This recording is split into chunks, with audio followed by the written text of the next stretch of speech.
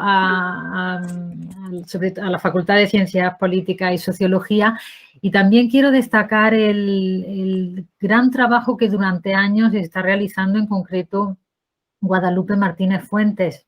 Todo el equipo de Canal realiza muy buen trabajo en esta materia, pero el empuje de Guadalupe ha sido esencial para que esta materia, que podía quedar un poco más difuminada, pues no sea así y sea una realidad. Como os decía, estar hablando, compartiendo algunos temas con vosotros, para mí es una satisfacción. Como ha dicho Verónica, yo soy profesora de Derecho Civil en la Facultad de Derecho, pero desde hace muchísimos años me acerqué al tema de la discapacidad desde el punto de vista teórico, entraba dentro del programa de mi asignatura, pero tuve la suerte de contactar con el movimiento asociativo. Y a partir de ahí entró en mí un compromiso personal y profesional donde comprobé que cada uno desde nuestra esfera profesional, personal, podemos aportar, podemos desarrollar una serie de valores, de principios para conseguir la verdadera inclusión de los derechos de las personas con discapacidad. Voy a hacer la presentación. Perfecto. Bien, ¿no? ¿Vale? ¿Va bien? Sí, ¿no? Ya no veo las caras, así que cualquier cosa, Verónica, tú me lo indicas porque ya solamente veo la pantalla y no veo vuestras caras. Como decía, el tema que voy a tratar es mecanismos de garantía y de protección de los derechos de las personas con discapacidad. Es un tema muy general, pero lo que yo pretendo en esta primera ponencia de todo el taller que vais a realizar durante estos días es daros unas pautas, unas nociones que son con las que vais a tener que trabajar, sea cual sea la línea de trabajo por la que vosotros optéis. Es posible que algunos temas ya los conozcáis, si habéis trabajado en materia de discapacidad, si la habéis estudiado o si estáis en contacto con personas con discapacidad. Pero me gustaría haceros esta explicación o esta aportación también con la idea de que vosotros me transmitáis, pues si estáis de acuerdo, si se puede completar, si es una burbuja en la que yo me muevo y no es acorde con la realidad. Y luego también lo que quiero es transmitiros que cuando hablamos de personas con discapacidad estamos hablando de derechos, en el mundo de los derechos, y que hay muchísimos mecanismos para obtener la protección de los derechos de las personas con discapacidad. Os anticipo que os los voy a exponer, no os voy a aburrir porque no voy a cansaros con todos esos mecanismos ni me voy a centrar en temas exclusivamente jurídicos, pero sí creo que es muy importante para vuestra formación y para los que queráis y profundizar en esta materia o dedicarlo como una línea de trabajo en un futuro, sí creo que es muy importante que tengáis esa visión general. Por supuesto, podéis intervenir en cualquier momento si tenéis alguna duda. Yo voy a hacer alguna pregunta, me gustaría que intervinierais. Y ya os digo que no veo vuestras caras, así que si hay alguna de chat o alguna mano que se levanta, por favor, Verónica, tú me la vas indicando, ¿de acuerdo? Bien, sí. ¿Cuál es el punto de partida que tenemos que tener cuando se aborda los derechos de las personas con discapacidad? El punto de partida es la existencia de una serie de normas, de un ordenamiento jurídico, en nuestro caso el ordenamiento jurídico español, en el que confluyen muchas normas, numerosas normas. No podemos decir que en España no está regulado este tema, al contrario, hay demasiadas normas. Pero no todas son efectivas, no todas están actualizadas y, por supuesto, no todas se aplican. Ese es el problema. Tenemos muchas normas, pero no todas se aplican. ¿Cuál es el punto de partida? ¿Cuál es el eje? La Convención Internacional de los Derechos de las Personas con Discapacidad. No sé si habéis oído hablar alguna vez de esta convención. Seguro que habéis oído hablar de la Convención de Derechos Humanos, de la del Niño, de otras convenciones. Pero esta Convención de los Derechos de las Personas con Discapacidad es todavía, a fecha de hoy, bastante desconocida. Y lo que es peor, es bastante desconocida en el mundo jurídico, que es quien más lo tendríamos que saber, desde profesores de universidad a jueces, abogados, fiscales, y se desconoce. Políticos también la desconocen. La Convención Internacional se aprobó en el año 2006 y entró en vigor en España en el año 2008. Yo recuerdo que estamos terminando el año 2021. O sea que desde el 2008 la Convención forma parte de nuestro ordenamiento jurídico y tendría que estar aplicándose.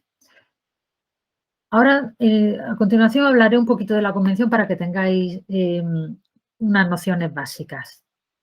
Además de la Convención, no se nos tiene que olvidar que nosotros tenemos nuestra Constitución Española de 1978. En la Constitución Española existe un reconocimiento de derechos fundamentales, de libertades, etcétera, que se tienen que aplicar a todas las personas, incluidas las personas con discapacidad. Tenemos el famoso artículo 14 de la Constitución Española, que habla de la no discriminación.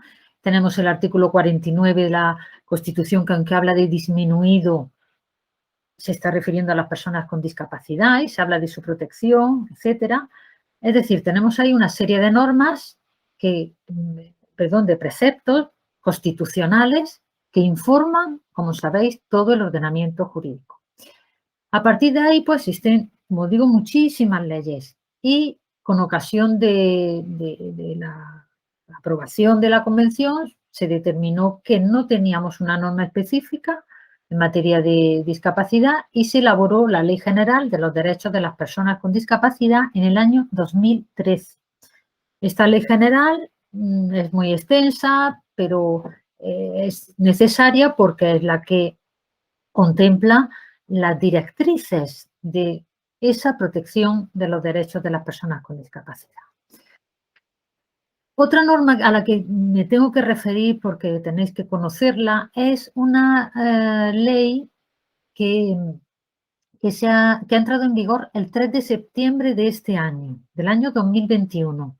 Es una ley que ha reformado la legislación civil y procesal para el apoyo de las personas con discapacidad en el ejercicio de su capacidad jurídica.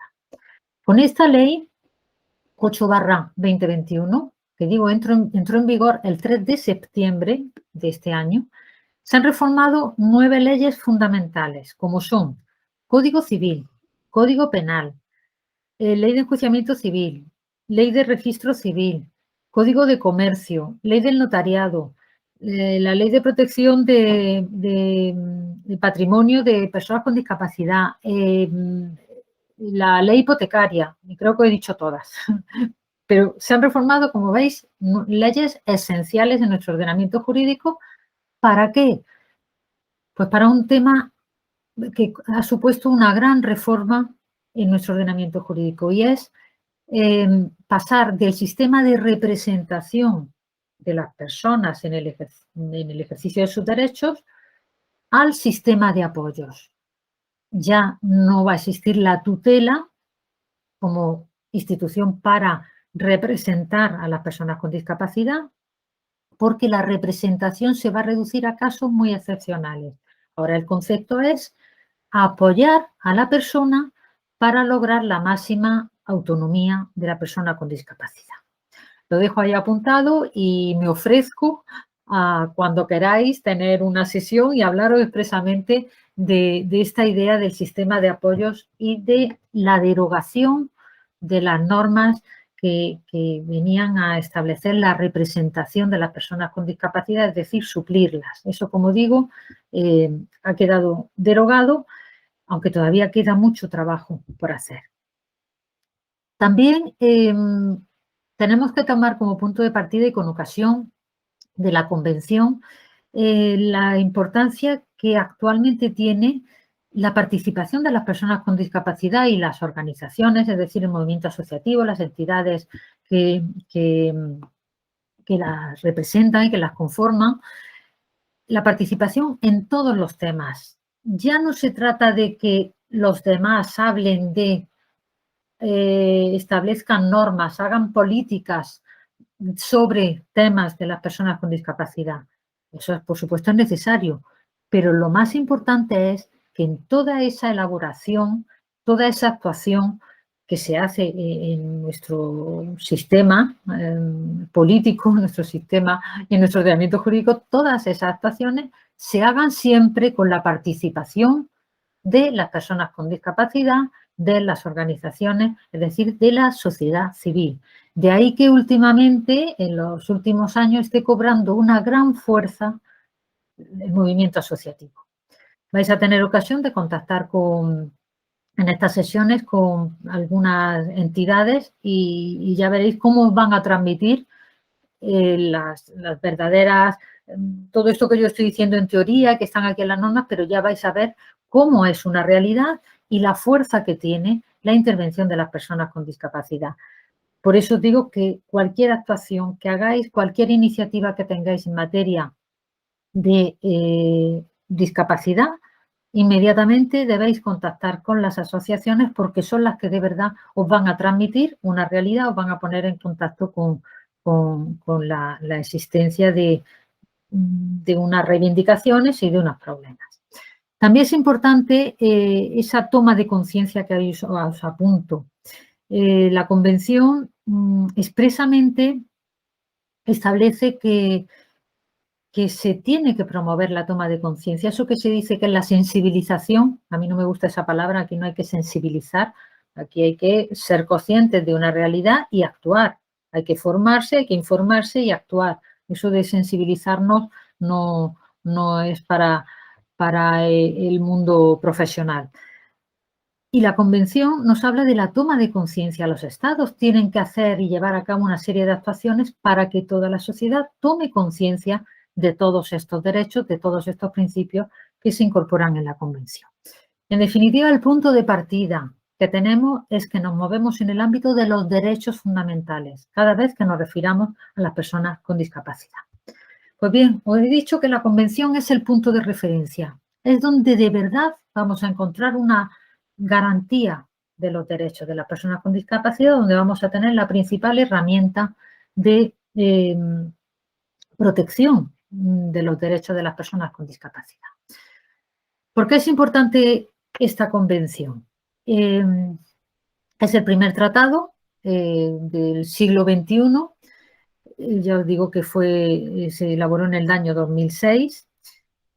Y en su elaboración ya se tuvo en cuenta a las entidades sociales. Estamos hablando, se realiza en la Organización de Naciones Unidas y se tuvo en cuenta a las entidades sociales, a grupos sociales de personas con discapacidad, a las familias, para saber exactamente cuáles eran los problemas, cuál eran la realidad, porque eran las personas con discapacidad las que tenían que participar de forma activa e implicándose de forma activa en su realización.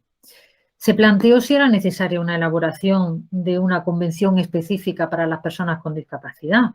Si ya tenemos la convención sobre el Tratado sobre los derechos del niño, de los derechos fundamentales, si hay tantos tratados, tantas convenciones, la ONU tiene tantos documentos, ¿era necesario una específicamente sobre las personas con discapacidad? Pues sí, sí fue necesario y se está poniendo de manifiesto que es necesaria su elaboración en aquel momento, porque se comprobó que si efectivamente no siempre se cumplen con todos los derechos fundamentales, con todos los derechos humanos, menos en el ámbito de las personas con discapacidad.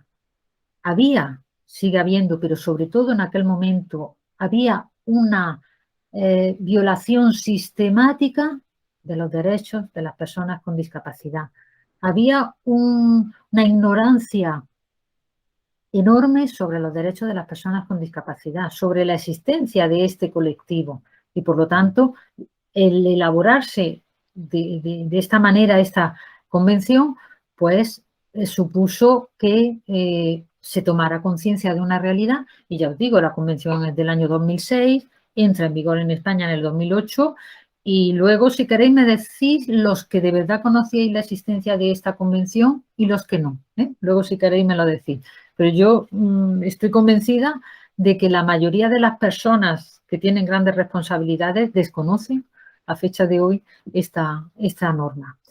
¿Por qué es importante la convención? Regula los principios, los derechos de las personas con discapacidad, hace referencia a todos los temas, a mujeres, a infancia, a temas de imagen, tecnología, familias, todos los temas quedan reflejados en la convención y por lo tanto nos marcan las directrices. Es importante que sepáis que la convención va dirigida a los estados, ¿no? Y todos los capítulos, todos los artículos empiezan: los estados partes se comprometen, los estados partes reconocen. Es decir, van dirigidas a los estados, no van dirigidas a las personas físicas que formamos parte de los estados. Pero también os digo que aunque va dirigida a los estados firmantes, que prácticamente están firmados por todos los estados, nosotros la podemos utilizar como base de interpretación de cualquier norma o actuación. De manera que vosotros, a la hora de hacer un proyecto o establecer una línea de actuación o iniciar en su momento cuando trabajéis cualquier diseño de una intervención, de un programa, lo que sea que hagáis, podéis utilizarla como base para respaldar vuestra actuación. Haya una ley que luego la haya desarrollado o no haya una ley que la haya desarrollado. Esto es muy importante, que la podéis utilizar como base de interpretación para cualquier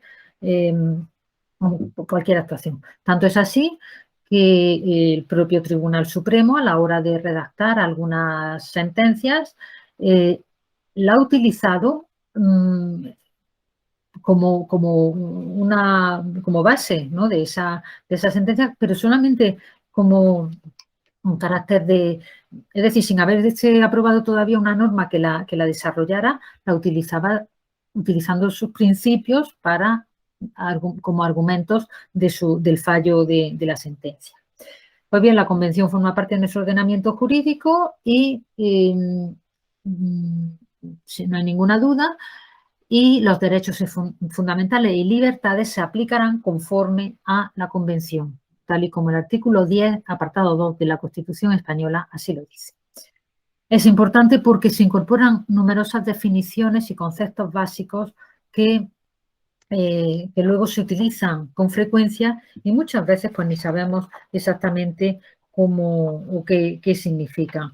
Os he puesto ahí esa dirección de una página web para que la consultéis y podáis verla.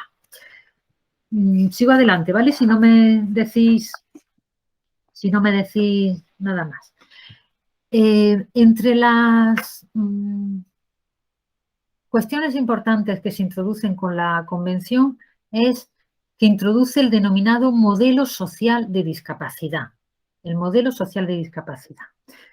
¿Eso qué significa, Esperanza? Modelo social de discapacidad. Bueno, pues significa que la discapacidad no siempre ha sido entendida igual a lo largo de la historia.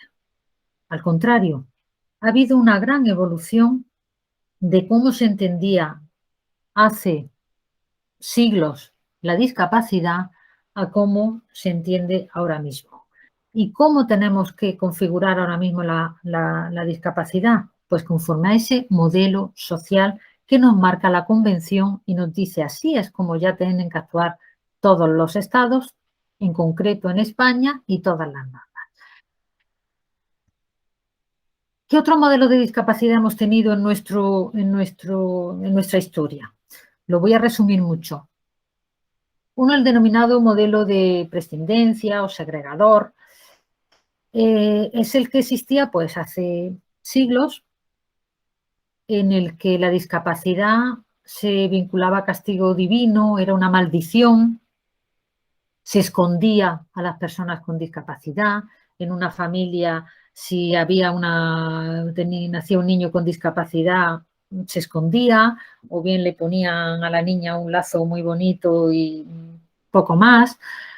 En otras sociedades se sacrificaban, se mataban directamente a esa persona con discapacidad.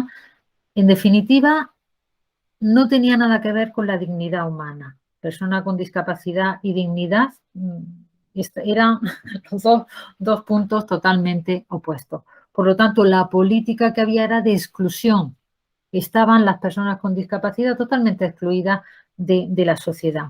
Hoy he puesto esta viñeta de Mafalda y Susanita, que representa muy bien ese sentir, donde dice Susanita: a mi mamá los niños impedidos le conmueve tanto, le despierta tan profundo amor que su sensibilidad no soporta el dolor de acordarse siquiera que existen. Pobre mamá.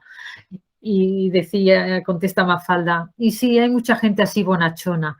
Efectivamente, yo digo, ese buenismo, esa visión donde se identifica discapacidad con qué pena me da o qué lástima, pues lo único que conlleva es que no estamos situando a la persona con discapacidad en su sitio, no estamos colocándola en la sociedad, estamos excluyéndola. Ese es uno de los modelos antiguos. Fue evolucionando y surge el modelo médico rehabilitador. Efectivamente va evolucionando la sociedad, ya estamos en el siglo XX y en el siglo XX existen avances médicos, avances tecnológicos y se identifica discapacidad con enfermedad, con falta de salud. Se establece en la sociedad un parámetro de normal. Toda persona que no sea normal es porque es subnormal, anormal, es deficiente, porque no llega a ese estándar de la normalidad. La persona está enferma, la discapacidad es porque hay una enfermedad, porque no está sana, porque ese es el problema que tiene este modelo. De ahí surgen esos términos que todavía a fecha de hoy se siguen utilizando sin tener que hacerse, como es el subnormal, el deficiente, etcétera, etcétera. ¿Qué ventaja tiene este modelo? Este modelo tuvo la ventaja que además a fecha de hoy pues estamos y debemos todavía defenderlo, es que se produjeron muchísimos adelantos y muchísimos avances para efectivamente mejorar temas de salud que van vinculados a la discapacidad, aunque no siempre la discapacidad va unida a una falta de salud ni a una enfermedad, pero bueno, todo lo que sea avances médicos, avances tecnológicos, avances, todo bienvenido es. Y entonces, en ese sentido, vamos a tomarlo con la parte buena que nos aportó y que a fecha de hoy todavía, fijaros que una de las principales reivindicaciones, mejora en investigación, mejora en tratamientos, atención temprana. Efectivamente, esa parte no se puede olvidar, pero lo que no se puede hacer es circunscribir temas de discapacidad con temas de falta de salud, falta de enfermedad, ¿vale? En ese momento la dignidad de la persona ya sí empieza a cobrar un poco de entidad, pero se sigue todavía viendo a las personas con discapacidad como sujetos pasivos. No son agentes de la sociedad, sino que son sujetos pasivos. Ahí se habla entonces de la integración de las personas con discapacidad. Ahí está el problema, surge ya a finales del siglo XX. ¿Cómo lo tendría que llamar? ¿Discapacitado? ¿Ciego? ¿Cojo? Y dice la persona, pues mi nombre es Alberto, llámeme Alberto, que es como yo me llamo. Así de sencillo y de normal. Fijaros pues todos esos problemas que en aquel momento se plantean. La línea de la normalidad, quién es normal y quién no es normal. Una estatura es la normal, un tipo de raza es la normal, un tipo de visión es normal. Fijaros todo lo que hay detrás de todo ese modelo y toda la parte sociológica, política que hay detrás. Seguimos avanzando y nos encontramos ya con el modelo social de discapacidad. El modelo social de discapacidad, como digo, es el que se incorpora en la Convención del 2006 y, en concreto, el artículo 1 nos define qué debemos de entender por personas con discapacidad. Y nos dice, las personas con discapacidad incluyen a aquellas que tengan deficiencias físicas, mentales, intelectuales o sensoriales. A largo plazo, que, y aquí viene lo importante, al interactuar con diversas barreras, puedan impedir su participación plena y efectiva en la sociedad en igualdad de condiciones con las demás. Se produce un cambio total a la visión sobre la discapacidad. Efectivamente, la deficiencia, como dice la Convención, existe.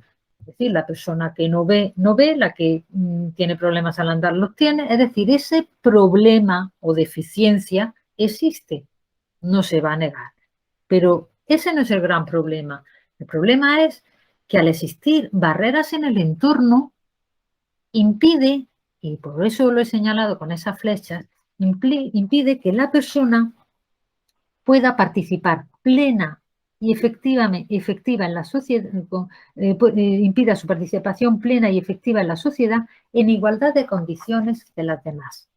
Ese es el modelo social de discapacidad.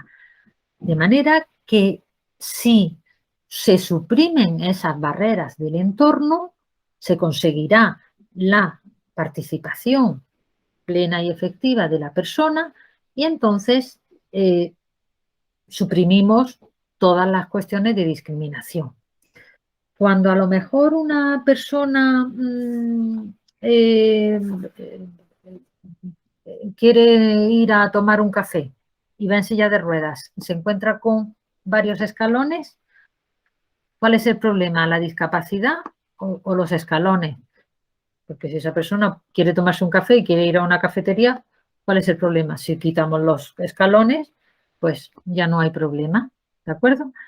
Y cuando hablo de barreras del entorno, hablo de todo tipo de barreras, de señalización, barreras arquitectónicas, barreras psicológicas, de accesibilidad cognitiva, etcétera. ¿De acuerdo? ¿Veis entonces el cambio y el avance en el modelo de discapacidad? Claro, ya cuando hablamos de modelo social de discapacidad, lo unimos a conceptos de inclusión social, desarrollo de la autonomía personal, participación plena y efectiva, igualdad, accesibilidad universal.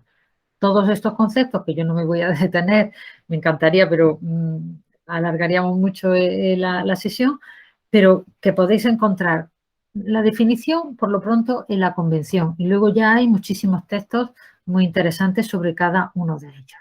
Pero lo que yo quiero es que os quede esa idea de cómo hay que afrontar cualquier tema actual en relación a la discapacidad, ¿vale? Hay que promover la autonomía personal. La persona va a hacer todo lo que quiera, no somos nadie, la sociedad, el entorno, los que le digamos, no, tú no vas a ir a tomarte un café, tú vas a tomarte un café si quieres.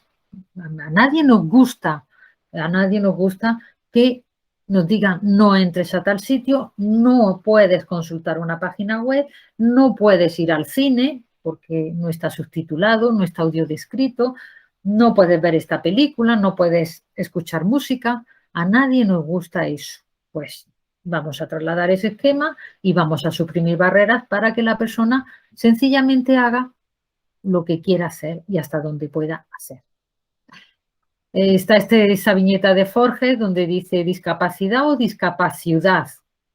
¿Cuál es el problema? ¿La persona que va en silla de ruedas o la existencia de todos esos escalones? Pues es lo que les comentaba.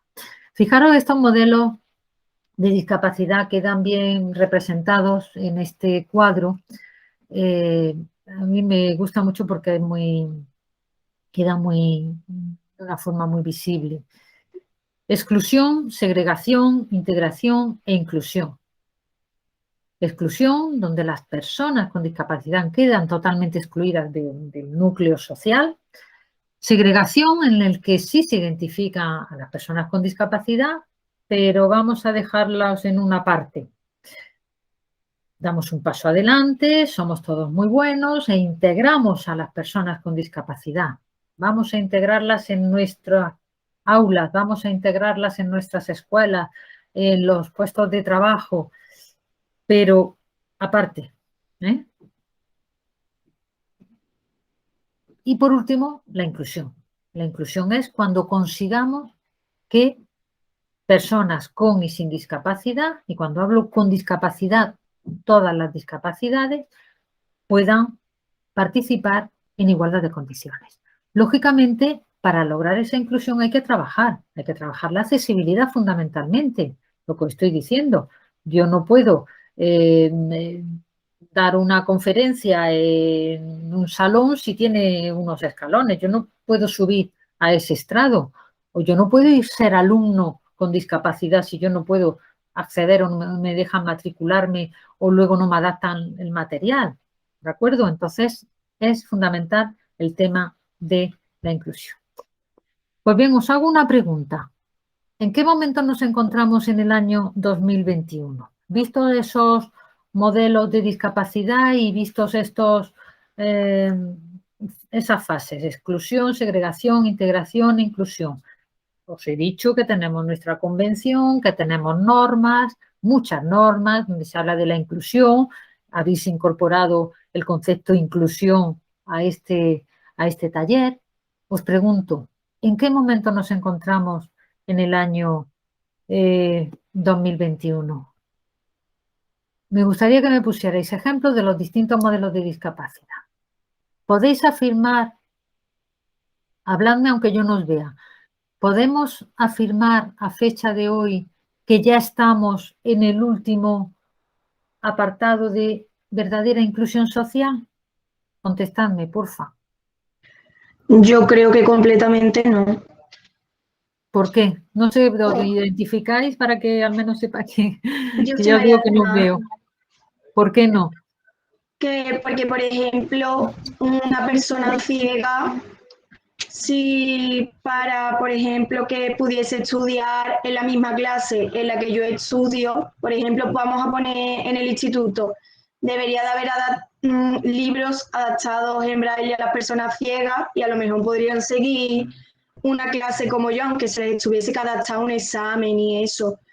Porque obviamente su esfuerzo es mayor, pero ya por el simple hecho ya se podría estar en la misma clase que yo. Efectivamente, adaptación en la educación es una de las principales cuestiones que todavía a fecha de hoy no podemos hablar de una verdadera inclusión.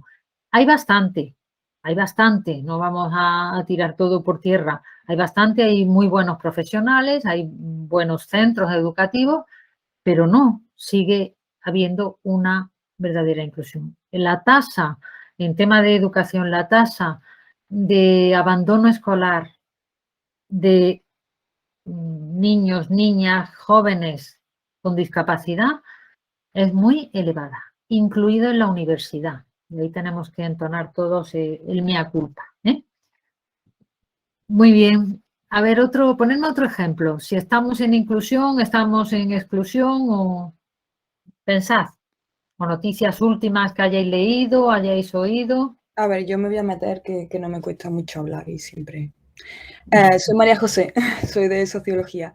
Yo antes de Sociología hice el ciclo superior de Interpretación de Lengua de Signos. Entonces, el campo de la discapacidad relacionada con el tema auditivo no lo manejo mucho, pero bueno, ya lo he tocado en algún momento.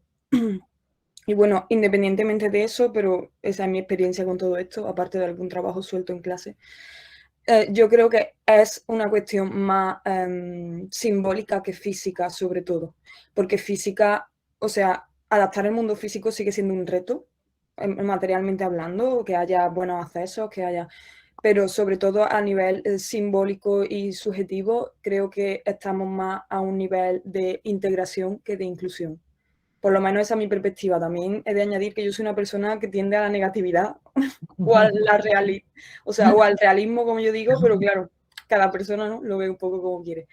Pero basándome en lo poco que sé, los pocos trabajos que he tocado, por ejemplo, la convención, yo me sonaba precisamente de un trabajo del año pasado con María Luisa. No me atrevería a decir inclusión, por lo menos a términos reales, ¿sabes? O sea, a términos legislativos y tal, puede ser que sí. Pero cuando tú te vas a las tasas y a las estadísticas, que es lo que en sociología nos aterriza en el mundo real, porque no tenemos tampoco, no podemos ir comprobando uno por uno, ¿no?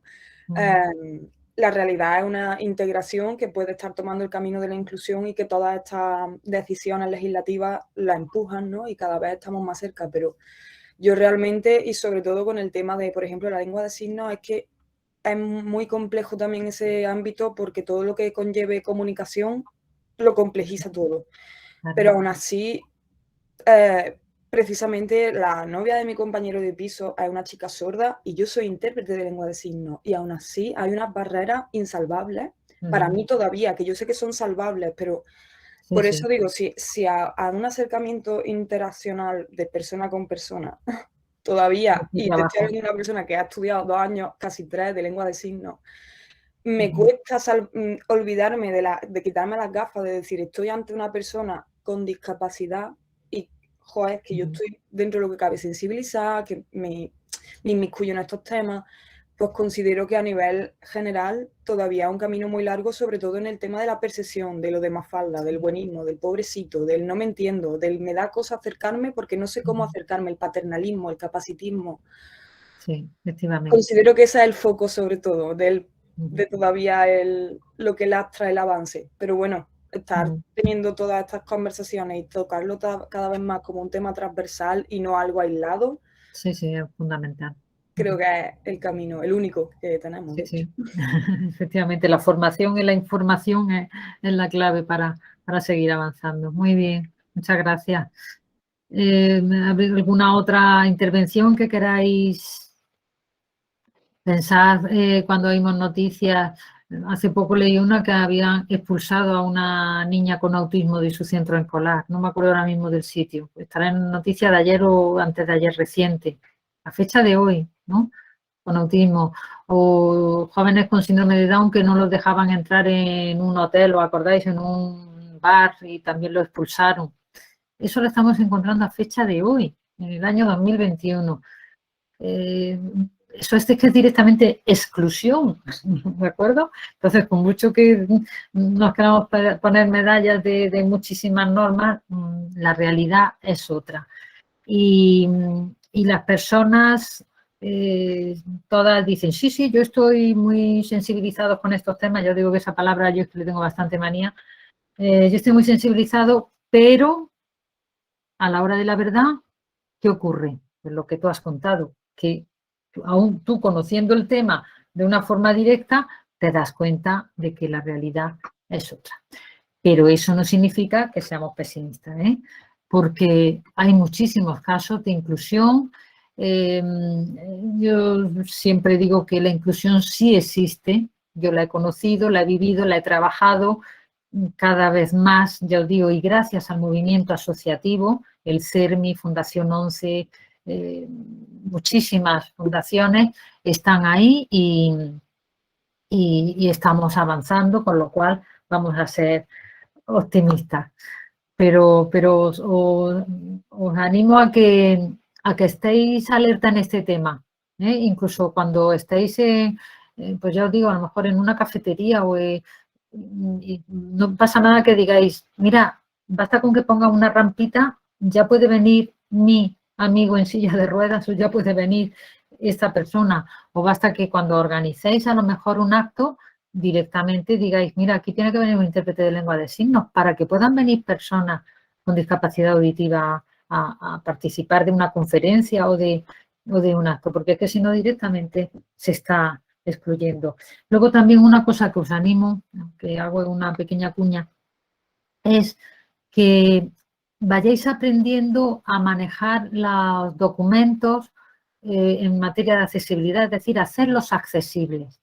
Hay muchísimos documentos, hay tutoriales para que aprendáis a hacer los documentos accesibles, de manera que ya vuestro material, tanto ahora que estáis terminando como cuando ya trabajéis en donde trabajéis, pues vosotros mismos seáis los que digáis, oye, que yo no sé si voy a tener enfrente una persona con discapacidad visual, auditiva o con otro tipo de discapacidad, me da igual. Yo lo hago abierto y puede acceder cualquier persona, ¿vale? ¿Alguien quiere intervenir o paso a la siguiente? Bien, Sí, pues... sí, dime, dime. Esperanza, Sí. disculparme las dos, disculparme. Entonces, solo acordar que tenemos unos 5 minutillos más y que ya son las 12:25. Vamos a seguir hasta las 12:30 y luego le vamos a dar 5 minutos para las preguntas finales, ¿vale? Pues Si le parece entonces bien. voy a ir un poquito más rápido porque me introducí. Lo que pasa es que creo que era importante toda esta introducción. Espero que os esté sirviendo y sea ilustrativa, sobre todo porque la vais a utilizar en todas las demás sesiones y si no ya veréis cómo van a salir. Muy Bien, interesante, sí. bien, pues se trata eso del ejercicio de la autonomía personal y el principio de accesibilidad universal, ¿no? ¿Qué mecanismos, que era el tema, para que veáis todo lo que nos ofrece nuestro ordenamiento jurídico, que tenemos muchísimas cosas, solamente os lo señalo así a grandes rasgos, ¿no? Tenemos mecanismos de control que se derivan de la propia Convención de los derechos de las personas con discapacidad. Unas garantías institucionales que no se nos pueden olvidar, garantías jurisdiccionales, un régimen de infracciones y sanciones, que ya os aviso que no se aplica, y luego el sistema alternativo de resolución de conflictos y la discapacidad. Tenemos de todo, ¿no? ¿Por qué tenemos que hablar todavía de discriminación de las personas con discapacidad si tenemos todos estos mecanismos? Pues fijaros que sigue existiendo, yo digo, una discriminación sistemática, porque es que es continuamente situaciones de discriminación de las personas con discapacidad. Y no es por falta de normas y no es por falta de mecanismos. ¿Esos mecanismos previstos en la Convención? Pues existe un Consejo Nacional de Discapacidad, Oficina de Atención a la Discapacidad, el Observatorio Estatal de la Discapacidad, el CERMI, el Comité Estatal de Representantes de Personas con Discapacidad, que creo que tenéis una charla con Marta Castillo, que es presidenta del CERMI Andalucía, creo, ¿no? Me pareció verlo en el programa. Y el Comité Español es la confederación más amplia donde están representadas prácticamente todas las asociaciones y todas las discapacidades. Digo, en general, alguna a lo mejor está fuera. Existe el Comité sobre los Derechos de las Personas con Discapacidad y el protocolo facultativo de la Convención. Os quiero señalar todos estos mecanismos porque son muy importantes de cara a vuestra perspectiva de política y sociología, ¿no? De cara a futuros trabajos, ¿no? Que podríais llevar a cabo. Existe este comité de los derechos y el protocolo facultativo porque España, además de ratificar la convención, ratificó este protocolo facultativo que permite que, digamos, se pueda denunciar directamente al comité los casos de discriminación de los derechos de las personas con discapacidad, siempre que se hayan agotado las vías a nivel nacional. Entonces, es un respaldo que existe en nuestro ordenamiento jurídico. Y están las garantías institucionales, que no se nos olvide el defensor del pueblo, luego el defensor en cada autonomía que también tenemos, y la intervención del Ministerio Fiscal, que está siendo esencial. Está siendo una de las principales herramientas para obtener el cumplimiento de la Convención. En general, el Ministerio Fiscal está llevando a cabo una actuación que no se está realizando por otros operadores jurídicos. Lo dejo ahí.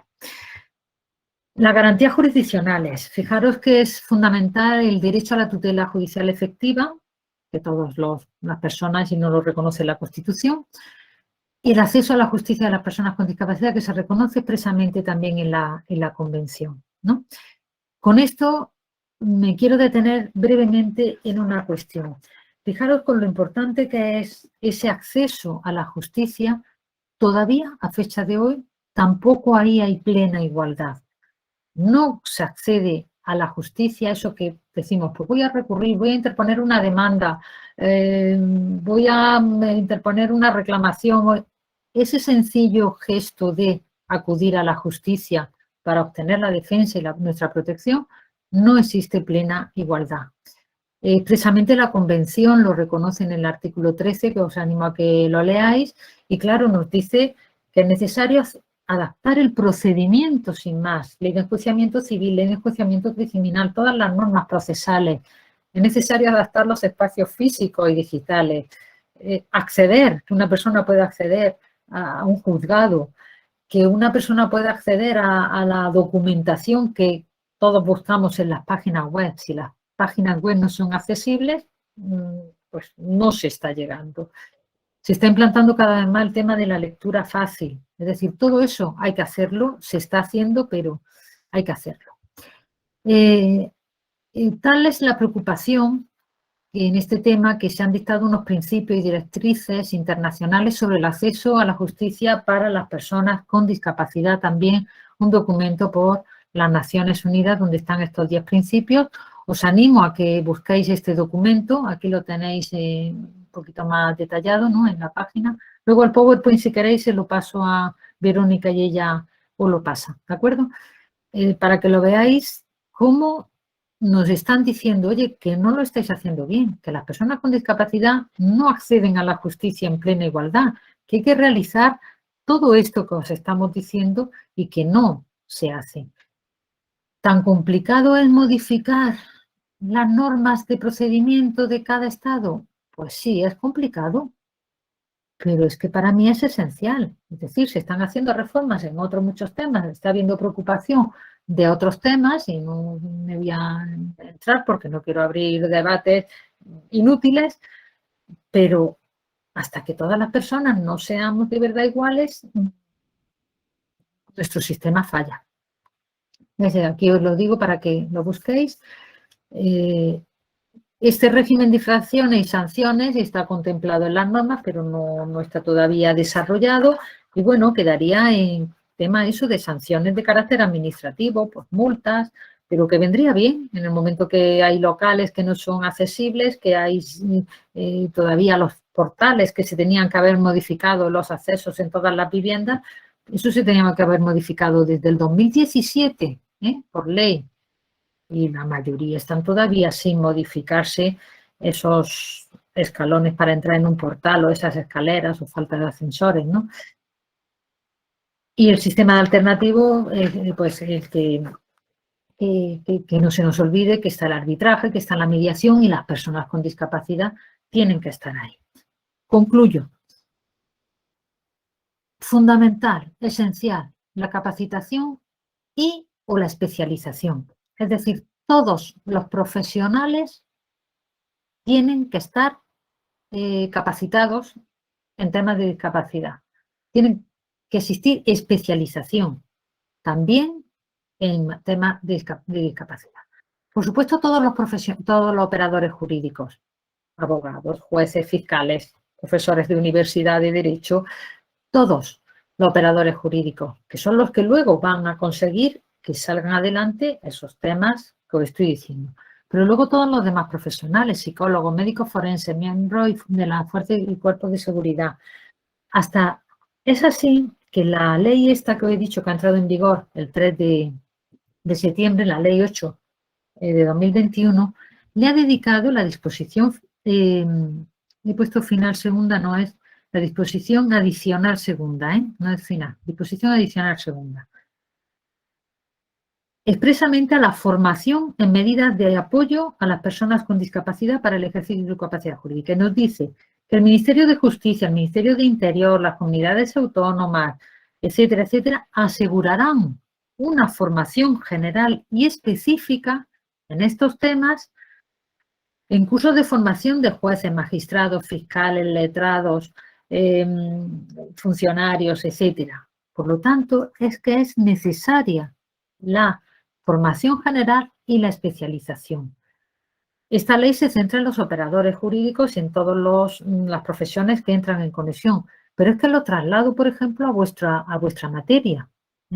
Fijaros la importancia que tiene que algunos de vosotros cojáis esta línea de trabajo, y participéis en esas entidades que os he dicho o en cualquier otra donde se requieran sociólogos con esta formación, con esta visión y con este empuje. Entonces, para mí es lo primero, como primera conclusión para de verdad conseguir la garantía de los derechos de las personas con discapacidad, que es de lo que se trata. Y además siempre lo digo, ni más ni menos, ni más, porque no se trata de sobreproteger a las personas con discapacidad, como algunas personas nos echan cara. Es que hay sobreprotección, tienen privilegios. No, no se trata de esa sobreprotección ni de conceder privilegios, ni más ni menos, porque todo lo que sea menos de los derechos fundamentales, de las libertades, de lo que reconoce en definitiva nuestra Constitución, todo lo que sea menos es sencillamente discriminación. Por mi parte, nada más. Estoy a vuestra disposición. Si queréis, voy a cerrar ya y dejar de compartir. Estoy a vuestra disposición si queréis plantearme alguna duda y me gustaría, si queréis elegir esta materia para hacer alguno de vuestros ensayos, como le llamáis, o de los trabajos que tenéis que presentar, pues habéis visto ahí mi correo electrónico, si no lo pasa Verónica. Y ahí, bueno, esto es un mundo, nada más que con lo que he puesto aquí hay un mundo para hacer trabajos interesantísimos que además vais a tener a lo largo de todos los talleres, os van a surgir. Entonces, sí me gustaría que estas ideas básicas que he intentado transmitir las vayáis trabajando con los demás ponentes, porque puede resultar... ¿Cuántos estáis? ¿Veintitantos me has dicho, Verónica, que están en este taller? 27, sí. Pues podemos tener 27 activistas en la materia que es necesario. Pues estoy a vuestra disposición, lo que queráis decirme y, por supuesto, a través del correo electrónico, lo que queráis. Estoy a vuestra disposición. Muchísimas gracias por escucharme y espero poder haber aportado un poquito en este tema. Muchísimas gracias, Esperanza. Una ponencia de verdad que ha aportado muchísimo y que ha aclarado también muchos conceptos que son clave y que son súper importantes, ¿no? De verlo al principio, justamente. Estaré encantada de pasar a toda la persona participante el PowerPoint cuando me lo envíe con también tu correo, recordando a cada una de poder acceder entonces al correo y contactar directamente. Sí. Y no he visto ninguna pregunta por ahora en el chat, lo cual os invito a formular preguntas, aclarar dudas, ¿no? Aprovechar que estamos aquí durante cada sesión y bueno, espero que a lo mejor salga alguna preguntilla ahora. A lo mejor tenemos el tiempo de responder una o dos preguntas o dudas o si queréis compartir lo que vuestro sentir en esta primera sesión. Mira, os comento, bueno, si sale alguna duda os la digo, pero cuando trabajáis en esta, yo digo que yo llevo muchos años, tengo muchos años, pero además llevo muchos años trabajando en este tema y os digo que no es fácil. No es fácil porque no todo el mundo comprende la verdadera inclusión, porque la verdadera inclusión no es fácil, no es cómoda. Conlleva, pues lo que he dicho, oye, hay que prepararse para hacer unos documentos accesibles, que eso debéis aprenderlo, ¿no? Porque no se sabe, y yo a mí que me cuesta hacer un PowerPoint básico, porque se me mezclan todas las palabras, imaginaros hacerlo accesible o meterle un vídeo o describir un vídeo. No es fácil, pero bueno, hay que hacerlo, hay que hacerlo. Y hay profesionales que lo saben hacer. Y yo cuando lo tengo que preparar, si a mí me sale mal, pues recurro a quien lo sabe hacer. Pero sé que lo tengo que hacer. Nada más que el hecho de ser consciente de que se tiene que hacer. Yo en este caso estaba, vamos, ni lo he preguntado porque imaginaba que si había alguna de los participantes con algún tipo de necesidad de adaptación, me lo ibais a decir y estaba en ese sentido tranquila. Pero normalmente también cuando yo participo ya me invitan a una conferencia o a una charla, pregunto, ¿habéis consultado si alguna persona necesita adaptación o tiene... pues no, pues preguntarlo, porque si yo sé que tengo delante a personas que tengo que audiodescribir o tengo que, si pongo una imagen, comentarla, no me cuesta ningún trabajo. Entonces, lo hago o no lo hago según a lo mejor las circunstancias, pero al menos soy consciente de que eso siempre hay que hacerlo. Así de básico, ¿no? Que algunas veces se nos escapa, sí, pero siendo conscientes avanzamos mucho. Y luego diré también que trabajar con personas con discapacidad y con el entorno de las personas con discapacidad es súper enriquecedor. Se aprende continuamente, se descubren nuevos horizontes, nuevos proyectos. Es un campo desde el punto de vista profesional que tenéis por delante por hacer porque faltan muchísimos profesionales especializados.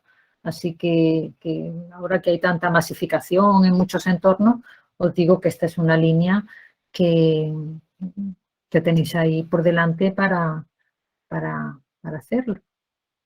Y de hecho esta tarde va a intervenir Mónica Otaola, ¿no?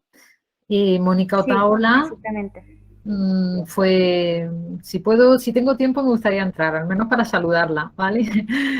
Porque Mónica Otaola fue alumna de vuestra facultad y empezó a trabajar este tema conmigo hace años y ahora, bueno, ya lo veréis, es súper